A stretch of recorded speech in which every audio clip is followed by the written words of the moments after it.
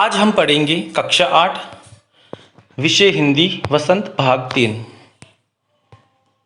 पाठ 17 बाज और सांप भाग 2।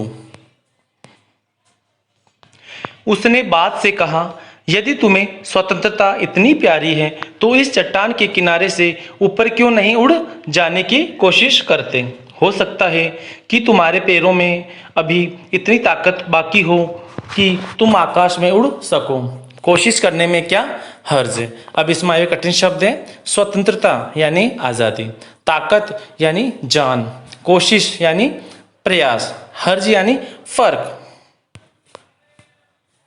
सांप बाज की बात सुनकर उससे कहता है कि यदि उसे आकाश में उड़ना इतना ही पसंद है और उसे अपनी आज़ादी इतनी ही ज़्यादा अच्छी लगती है तो उसे गुफा की चट्टान के किनारे से उड़ने की कोशिश करनी चाहिए। सांप बाज से कहता है कि हो सकता है उसके पैरों में अभी इतनी ताकत हो कि वह उड़ने में कामयाब हो सके। वह एक कोशिश तो कर ही सकता है। आखिर कोशिश करने में क्या बुराई है। बाज में एक नई आशा जाग उठी। वह दूने उत्साह से अपने घायल शरीर को घसीटता हुआ चट्टान के किनारे तक खींच लाया। खुले आकाश को देखकर उसकी आंखें चमक उठी। उसने एक गहरी लंबी सांस ली और अपने पंख फैलाकर हवा में कूद पड़ा। अब इसमें आए हुए कठिन शब्द हैं। आशा यानी उम्मीद, दूने यानी दोगुने, उत्साह यानी उमंग, घायल यानी चोट खाया हुआ, लंबी सांस यानी चैन की सांस, हवा में कूद यानी उड़ जाना। सांप की बातें सुनकर बाज में एक नई उम्मीद जाग उठी। उसने भी सोचा कि कोशिश करने में तो कोई बुराई नहीं है। बाज का साहस सांप की बातों से दोगुना हो गया था। वह पूरे साहस के साथ अपने घायल शरीर को किसी तरह घसीटकर चट्टान के किनारे तक ले आया। जब बाज ने खुले आसमान को देखा तो उसकी आंखों में वही पुरानी चमक लौट आई। उसने पूरे विश्वास के साथ एक लंबी सांस भरी, अपने पंखों को फैलाया और बिना देर किए उड़ान भरने के लिए हवा में कूद पड़ा। किंतु उसके टूटे पंखों में इतनी शक्ति नहीं थी कि उसके शरीर का बोझ संभाल सके। पत्थर सा उसका शरीर लुढ़कता हुआ नदी में जा गिरा। एक लहर ने उठाकर उसके पंखों पर जमे खून को धो दिया। अब इसमें आए कठिन शब्द हैं। बोझ यानी भार, लुढ़कता यानी फिसलता। बाज ने पूरे साहस के साथ उड़ान तो भरी, परंतु उसके घायल टूटे हुए पंखों में अब इतनी ताकत नहीं बची थी कि वे उसके शरीर का पूरा भार उठा पाते। उसका शरीर पत्थर की तरह लुढ़कता हुआ नदी में जा गिरा। नदी की एक लहर ने उसके पंखों पर जमे हुए खून को धो दिया। बाज अपने घायल पंखों के कारण उड़ान में सफल न हो सका। उसके थके मांदे शरीर को सफ़ेद फेन से ढक दिया, फिर अपनी गोद में समेटकर उसे अपने साथ सागर की ओर ले चली। लहरें चट्टानों पर सिर धुनने लगी, मानो बाज की मृत्यु पर आंसू बहा रही हो। धीरे धीरे समुद्र के असीम विस्तार में बाज आंखों से ओझल हो गया। अब इसमें आए हुए कठिन शब्द हैं। थके मांदे यानी थका हारा, सफ़ेद फेन यानी जाग, सिर धुनने यानी शोक मनाने वाली, समुद्र के असीम यानी जिसकी कोई सीमा ना हो, विस्तार यानी फैलाव, आंखों से ओझल यानी गायब होना। उसके थके हारे शरीर को नदी में उठने वाली सफ़ेद जाग ने ढक दिया। फिर नदी ने बाज को अपनी गोद में समेटकर उसे अपने साथ सागर की ओर ले चली। लहरें चट्टानों से टकराने लगी। ऐसा लग रहा था जैसे लहरें बाज की मौत पर चट्टानों से अपना सिर पटक पटक कर आंसू बहा रही हों। धीरे धीरे समुद्र के कभी न समाप्त होने वाले विस्तार में बाज आंखों से ओझल हो गया। उसे देख पाना संभव नहीं हो पा रहा था। वह समुद्र में कहीं गायब हो गया था। चट्टान की खोखल में बैठा हुआ सांप बड़ी देर तक बाज की मृत्यु और आकाश के लिए उसके प्रेम के विषय में सोचता रहा।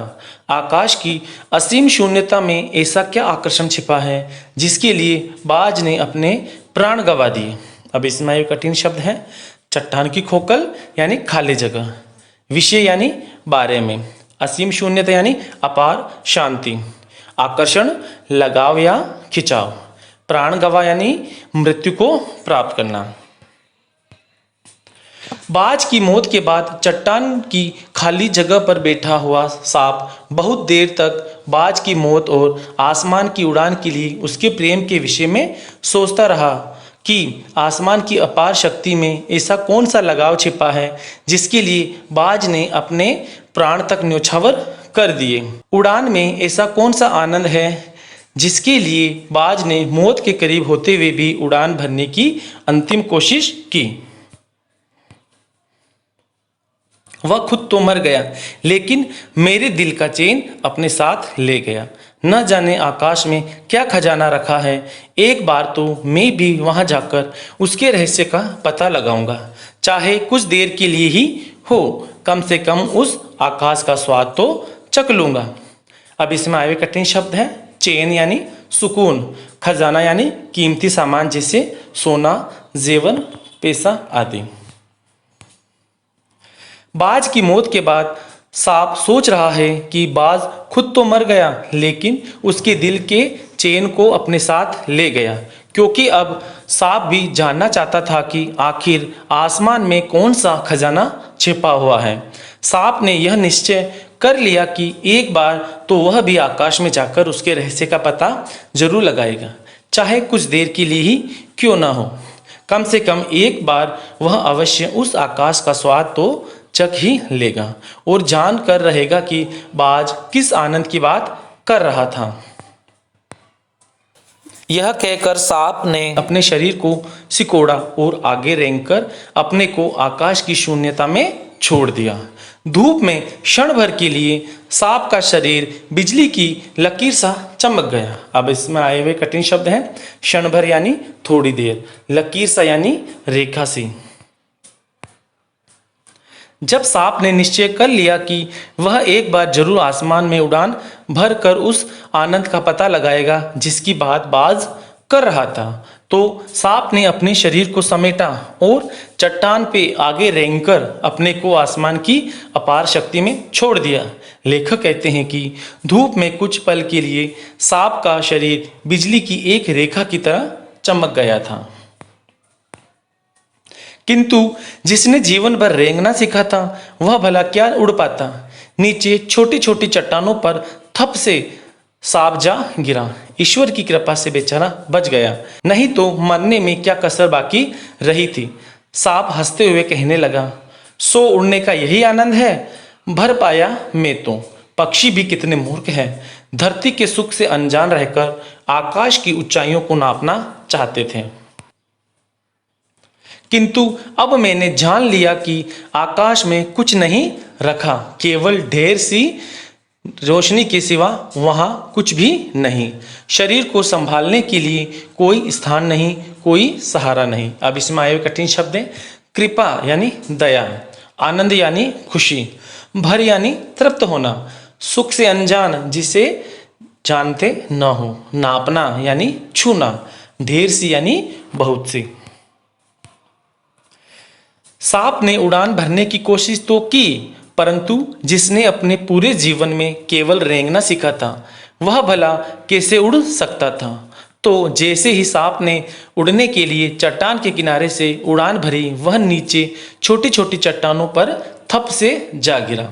वह तो ईश्वर की दया थी जो वह बेचारा बच गया, नहीं तो बाज की तरह वह भी आज मौत का मुंह देखता। अपनी असफलता के बाद सांप हंसते हुए अपने आप से कहने लगा कि तो उड़ने का यही आनंद होता है। पक्षी भी कितने मूर्ख होते हैं जो धरती के सुख को न जानकर न जाने आसमान को क्यों छूना चाहते हैं, परंतु अब उसने तो यह जान लिया है कि आसमान में कुछ नहीं रखा है, वहाँ केवल बहुत सारी रोशनी है, उसके अलावा वहाँ कुछ भी नहीं है। वहाँ तो शरीर को सहारा देने के लिए न तो कोई स्थान है और ना ही कोई जगह। फिर वे पक्षी किस बूते पर इतने डींगे हाँकते हैं, किस लिए धरती के प्राणियों को इतना छोटा समझते हैं। अब मैं कभी धोखा नहीं खाऊंगा, मैंने आकाश देख लिया और खूब देख लिया। बाज तो बड़ी बड़ी बातें बनाता था, आकाश के गुण गाते थकता नहीं था। अब इसमें आए हुए कठिन शब्द है बूते यानी दम, डींग हाँकते यानी बड़ा चढ़ाकर बात करना, गुण गाते यानी बड़ाई करना। जब सांप उड़ान भरने में नाकाम रहा तो वह पक्षियों को बुरा भला कहने लगा कि आसमान में जब रोशनी के सिवा कुछ नहीं रखा है तो फिर वे पक्षी किस बात पर इतनी बड़ी बड़ी बातें बनाते हैं और सब धरती के जीव जंतुओं को इतना छोटा समझते हैं। अब वह कभी धोखा नहीं खाएगा क्योंकि अब उसने आसमान को बहुत अच्छी तरह से देख लिया है। सांप अब बाज को भी कोसता हुआ कहता है कि वह भी बेकार में ही आसमान के बारे में बड़ी बड़ी बातें बनाता था, आकाश के गुण गाते थकता नहीं था और अंत में भी उड़ान भरने के कारण ही वह मौत के घर गया है। धन्यवाद।